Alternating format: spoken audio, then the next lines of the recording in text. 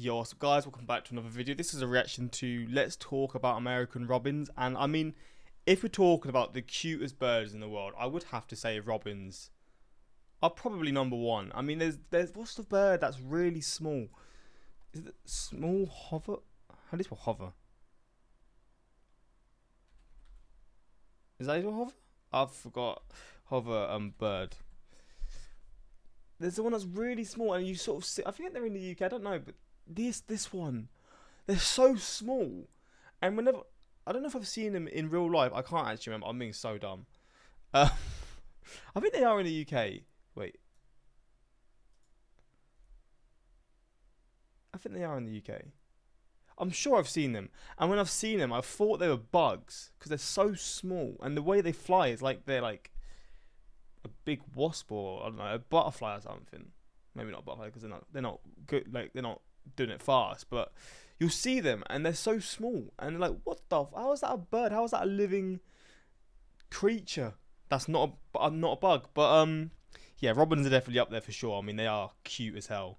I don't know how they can be so different to the UK ones. I mean, this looks a lot bigger than the UK robin from what I know, but this maybe is the UK robin and I just don't know my birds. But I'm almost certain this is the American robin because the UK robin is a lot smaller. But we're going to check this out anyway and see. I don't know how they're even related, to be honest. How is there an American robin and a UK robin? Are they actually related, or is it just because they look similar? I don't know. But we're going to check this out. Links are also in the description to my Patreon, where you can see reactions that I can't post to YouTube. And let's jump into this. We found it. I can't believe it. Well, this is an emotional moment for me. Hello, I'm Lawrence and I'm on a quest to uncover all of the memos that Britain and America lost in the pond, and one of those memos pertains to birds. And I don't mean the British slang phrase birds to mean women, I mean actual birds with wings. And right now it is spring, if you haven't noticed, and there's some similarities between spring in Britain and spring in the United States. Yesterday we had a little bit of drizzle here in Illinois, which is very similar to Britain at this time of year and all times of year. Anyway, I forgot to say this in my last video. If you're not yet subscribed to Lost in the Pond, do that now. But there are some differences, and one of those differences are the types of birds that seem to populate the area. Remember last year when those mourning doves decided to live on my window ledge without paying any additional rent? Birdie just looking for worms. Here I'm going to find worms on the windowsill. Oh, these Poor bird, man. I say poor bird, it's actually being protected by the window.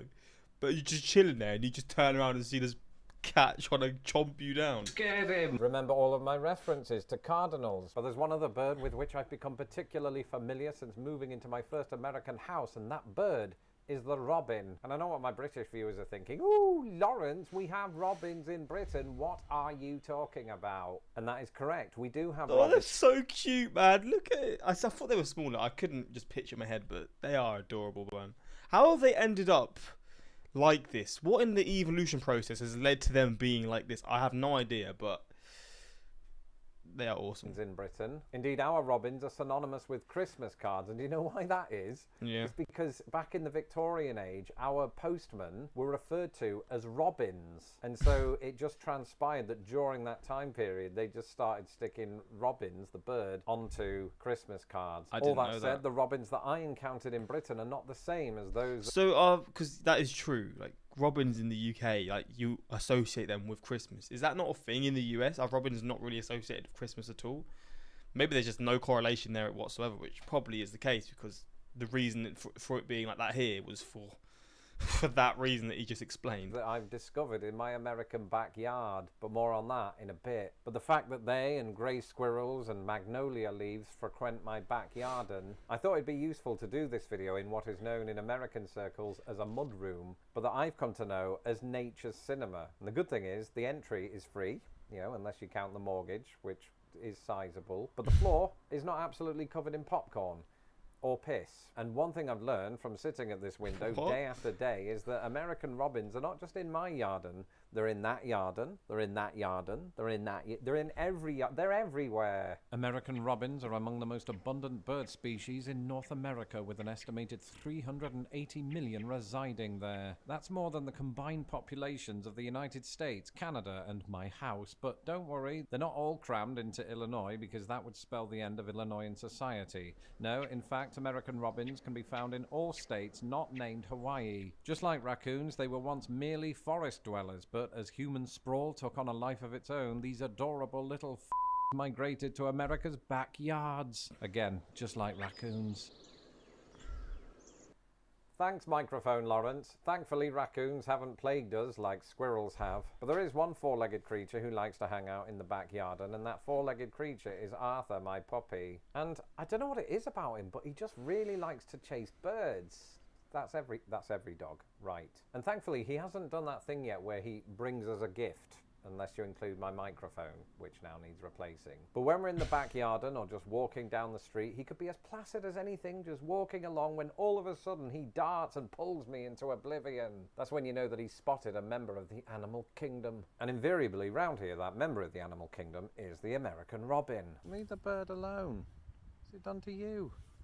Come on. And they just fly away. No gratitude. Like, ooh, Lawrence, thank you for putting your dog on a leash so that I don't have to die today. But just like with cardinals, which for my non-American viewers are all over red, American robins are a thing of beauty. Because of their migration patterns, not all Americans experience an abundance of them at the exact same time. Back to you, Microphone Lawrence. Just as I do when I lock myself in the basement during a blizzard, many American robins head south for the winter. But in their case, their migration has little to do with the weather. Indeed, due to their fluffy plumage, American robins are somehow absolutely okay with Chicago winters, to the extent that you sometimes see them milling about in leafless trees. The reason they head south is because food sources such as They are so different to the UK robin. worms deplete in the winter, while Florida has worms all year round, and that wasn't my attempt at social commentary. On extremely rare occasions, maverick American robins have even been known to migrate all the way to Western Europe, with the majority ending up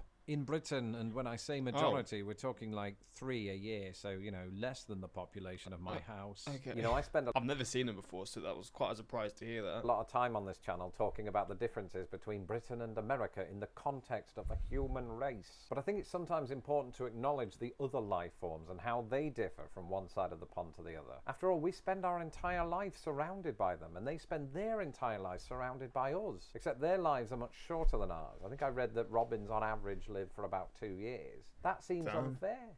So it's important for me to do videos about these kinds of things so that I can raise their profile and make them feel more confident inside. Doesn't really work like that, does it? I don't think robins watch my YouTube channel. But if you do, robins, just know that you are loved by everybody in my family. Except my cat. And dog. And my dog, obviously. Perhaps less widely discussed is how... Oh, they are not beautiful babies, though. Flipping hell. American robins got their name. They were named thus by early English settlers who remarked upon their similarity to a bird back in their homeland, and that bird... But they're not even that similar. ...was the European robin. At first, the similarity was there for all to see. I mean, it's the colour, but these look so different still. Like the other... I mean, I guess that there is some correlation with the facial thing. If you see it for the first time, you'd associate it with that.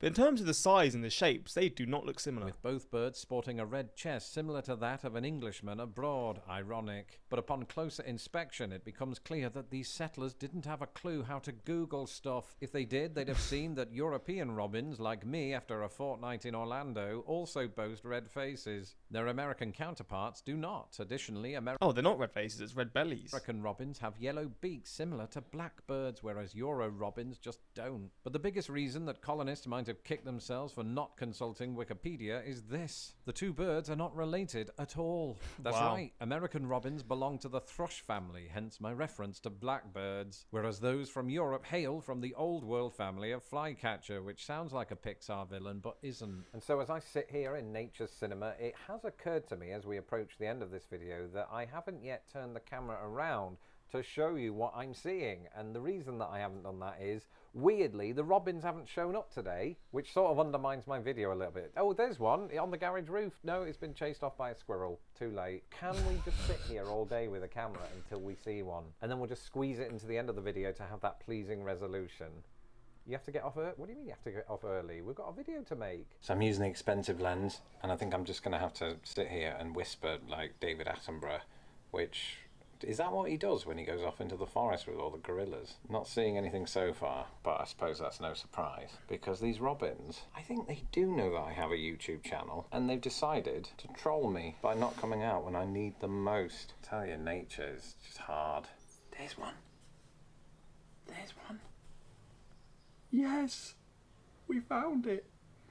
Look at the size. Oh, that robin is eating good, man. I tell you what, that robin is eating very good. It's so cute how they just got such big bellies. I can't believe it. I know that's just birds in general, but it's just the shapes of birds are so funny. This is an emotional moment for me, because while I've seen these 100 times in my backyard, you haven't. Gonna get a worm? Are you gonna find a worm? What are you gonna do, mate? You wanna come over here? We'll share stories of our adventures across the Atlantic. Maybe you're one of the 3 birds a year that ends up in Britain. You've only got about 2 years to achieve that, so I hope you can. He's a big bugger, isn't he? Which is probably a good thing, because that means he's eating all of the worms in my garden. Like there. Is that a worm or a stick? Do birds get confused, like when they see twigs? Does that look like there's a worm in it? How do they find... Do they just have sensors in their body where they know where worms are? Or do birds have really good eyesight? I don't know. Do birds have really good eyesight?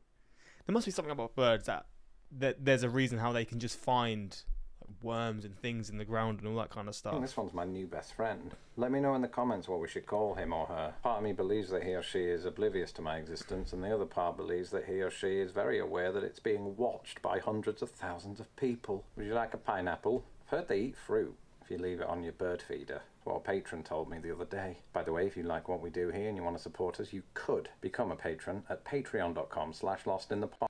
Well, there we go.